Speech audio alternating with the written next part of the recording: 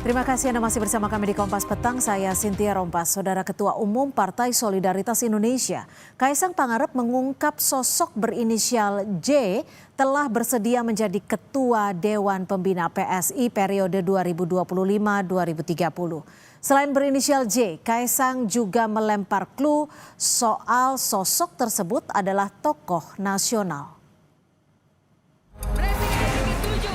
Saya akan full mendukung PSI.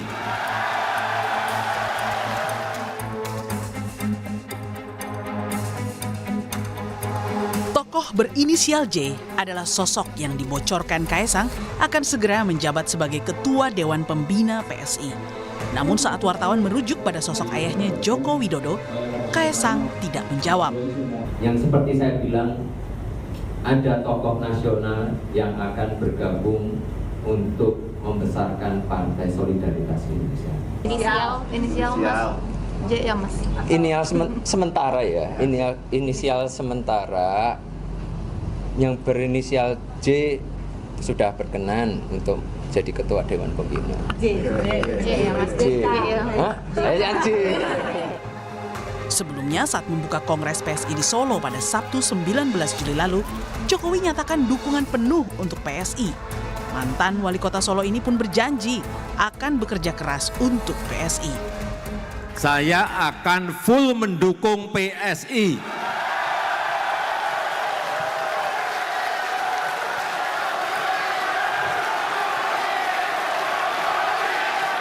Saya akan bekerja keras untuk PSI.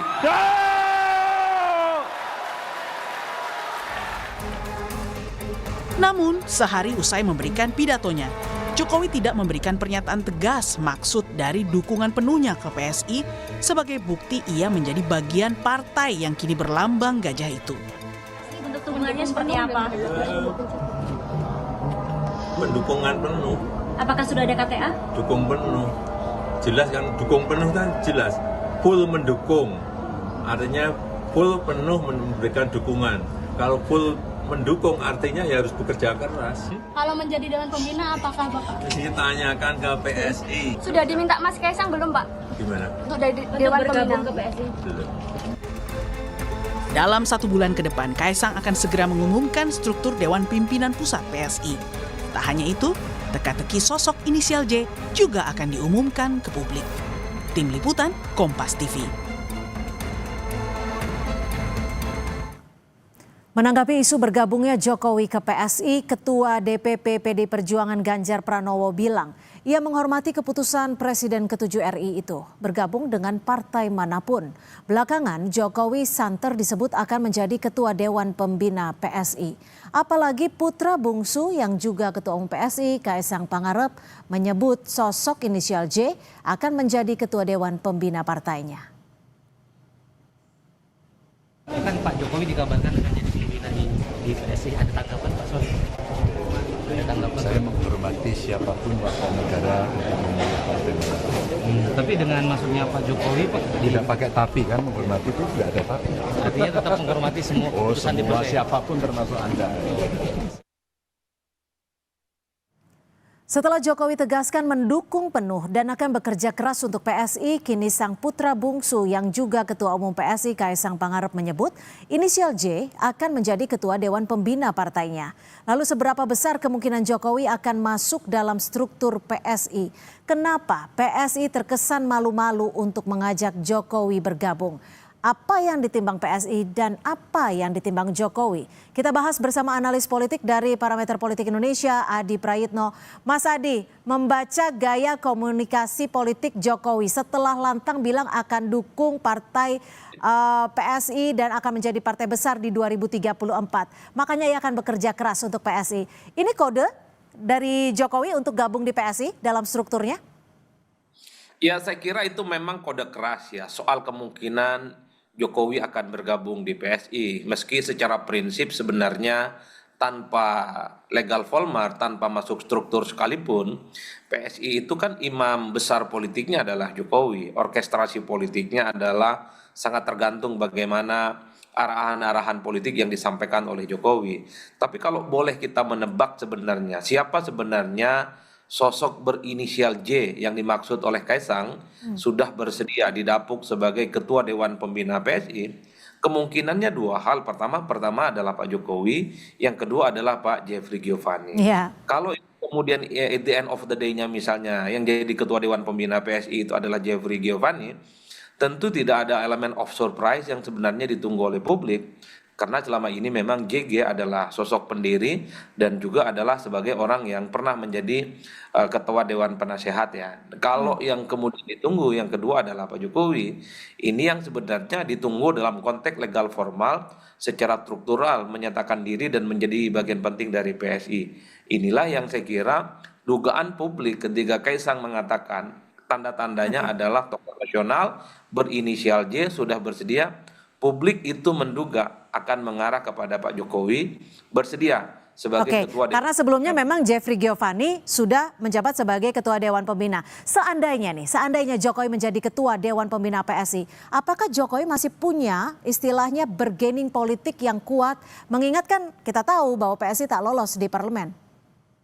Ya, saya kira secara prinsip PSI itu punya keyakinan yang cukup kuat bahwa Jokowi itu adalah sebagai sosok yang punya pengalaman politik yang cukup panjang dan tidak pernah kalah pemilu.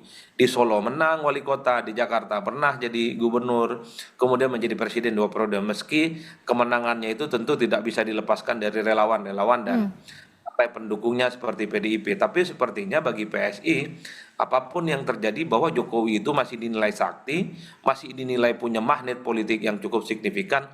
Karenanya wajar kalau kemudian beberapa waktu yang lalu kita mendengarkan bagaimana Jeffrey Giovanni mengatakan bahwa kalau perlu harus nangis-nangis supaya Pak Jokowi dan keluarga besarnya harus menjadi bagian dari PSI. Itu kan menegaskan bahwa kiblat politik, imam politik, ideologi politik yang ingin dibangun oleh PSI tak lain tak bukan hanyalah Pak Jokowi. Makanya tidak mengherankan ketika Kaisang menyebut inisial J tokoh nasional itu sebenarnya publik menerka konfirmasinya adalah Pak Jokowi bukan yang lainnya. Tapi Mas Adi, kalau Pak tapi Mas Adi kalau dilihat di sini siapa sebenarnya yang lebih akan diuntungkan? Apakah Pak Jokowi sebagai bentuk kendaraan mesin politiknya atau justru PSI untuk mendongkrak PSI menjadi partai besar seperti yang diinginkan Pak Jokowi pada 2034?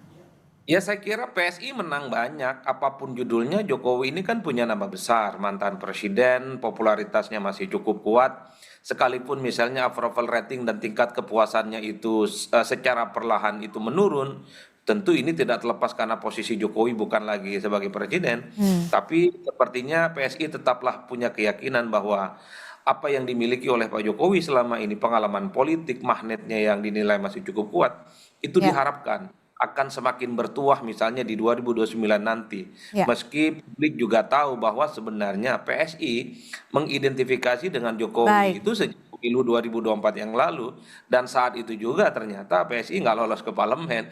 Apalagi saat ini setelah tak lagi jadi presiden, itulah yang saya sebutkan. Ini semacam perjudian politik, pertaruhan politik Jokowi setelah tak lagi jadi presiden, tak lagi bersama dengan PDIP, apakah kesaktiannya itu akan tetap kuat ataukah justru sebaliknya akan semakin berkurang dan tidak akan ada signifikansinya.